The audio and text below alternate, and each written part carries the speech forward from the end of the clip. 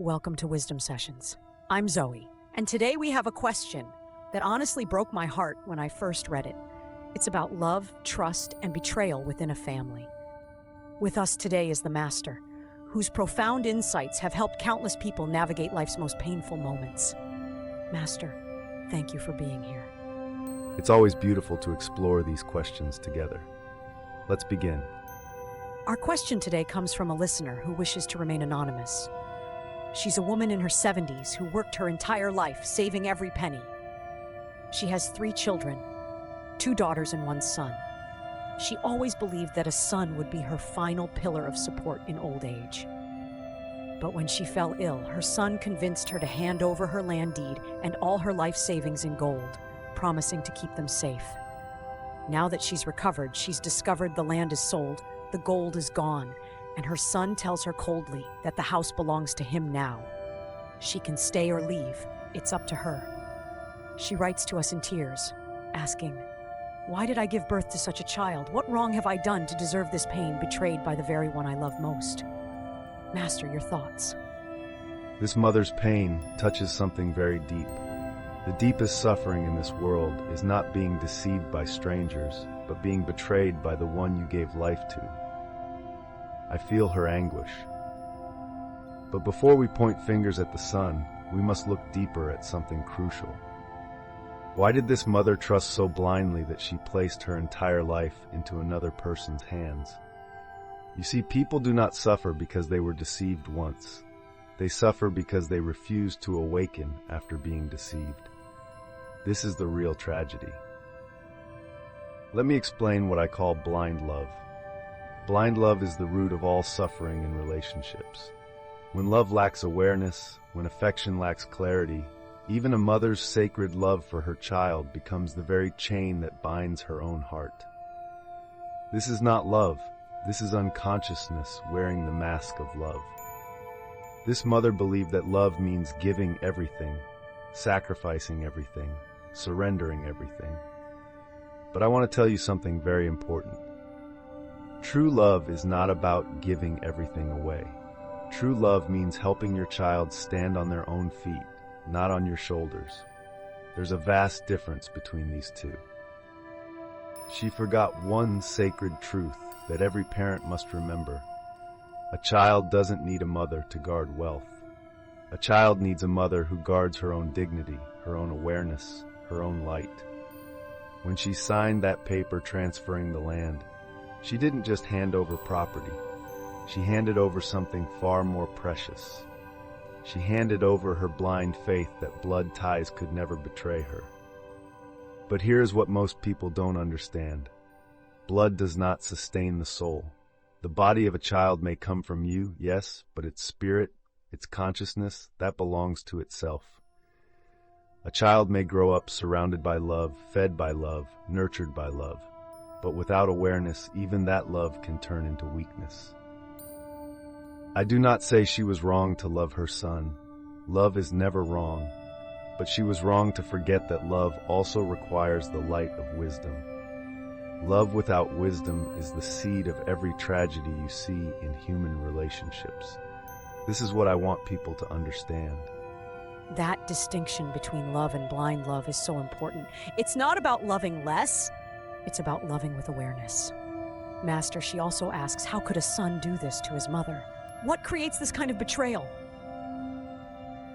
This is where we must look at the other side of the coin. You ask, how could a son do this?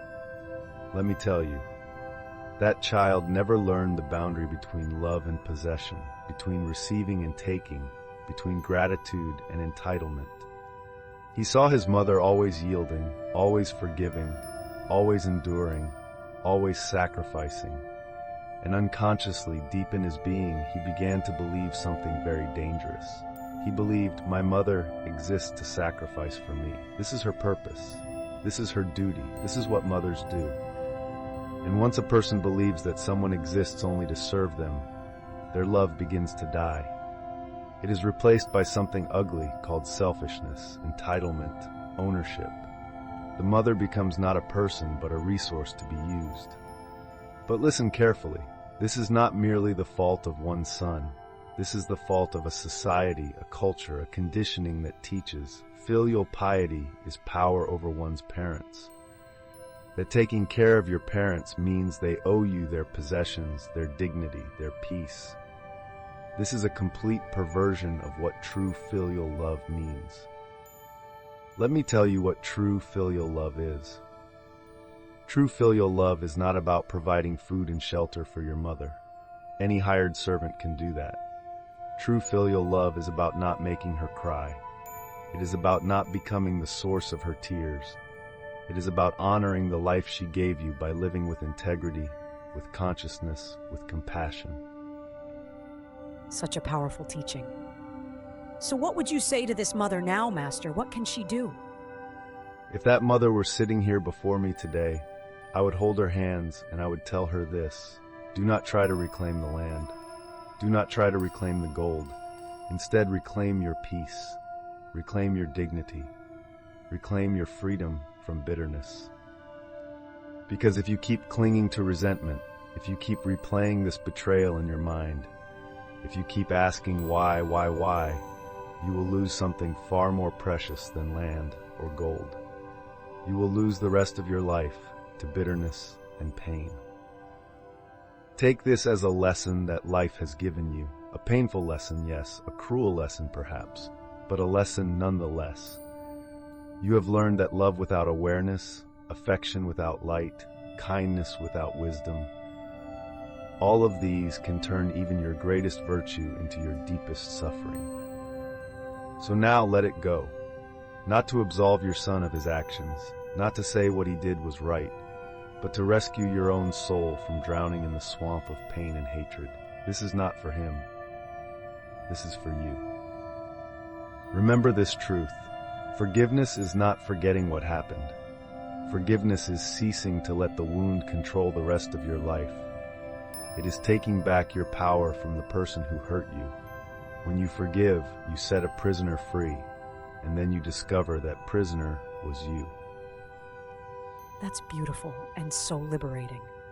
But Master, some might say this sounds unfair. Why should she be the one to let go when he's the one who betrayed her? Ah yes, the question of fairness. Let me address this directly. Do not ask, why is heaven unfair? Do not ask, why is God punishing me? There is no unfairness in existence. There are only lessons unlearned, patterns unbroken, consciousness unawakened. This mother gave her treasures to others without awareness. Now she must learn to give her trust back to herself. This is the lesson. You see, at 70 years old, she doesn't need gold. She doesn't need land. She doesn't need property. What does she need? She needs a heart that is free of hatred. She needs a mind that is free of torment. She needs a soul that is at peace. Because listen to this very carefully. Only a peaceful heart leads to a peaceful life. No amount of wealth, no amount of justice, no amount of revenge can give you peace. Peace comes from within, not from without. Peace comes from letting go, not from holding on. Now that son, he will one day face his own consequences. The universe has its own way of balancing things. Karma works in mysterious ways. But do not wait for his suffering to soothe your pain. Do not make your peace dependent on his punishment. That is giving him power over your peace. That is making him your master. Let karma do its work. Karma is very efficient, I assure you. It never forgets an address. But you do the one thing that karma cannot do. You forgive with understanding. You release with awareness. You transform your pain into wisdom. This is the human privilege. This is what makes you more than just a puppet of cause and effect. This is such a profound shift in perspective, from seeking justice to seeking peace, from waiting for his change to creating your own transformation. Master, what final wisdom would you offer not just to this mother, but to all parents and children listening? To all the parents listening, I want to say this. Your children are not your property. They are life's longing for itself. They come through you, but they do not belong to you. Love them, yes. Support them, yes. Guide them, yes. But never lose yourself in them.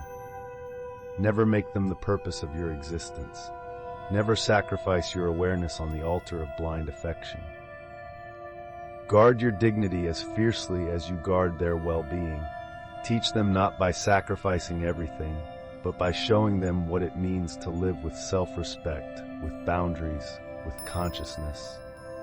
This is the greatest gift you can give them. Not your wealth, not your suffering, but your example of an awakened life. And to all the children listening, remember this. Your mother did not give birth to you so that you could repay her with money or property. She gave birth to you so that you could learn what gratitude truly means. Not gratitude as duty, not gratitude as obligation, but gratitude as a natural flowering of love and awareness. Your parents may have made mistakes. They may have loved you blindly. They may have smothered you or spoiled you, but their intention was never to harm you.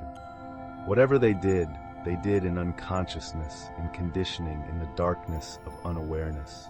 Can you not forgive that? Can you not honor their struggle? The highest form of filial piety is not to take care of your parents in their old age, though that is important. The highest form is to become so conscious, so loving, so compassionate, that your very existence becomes a blessing to them.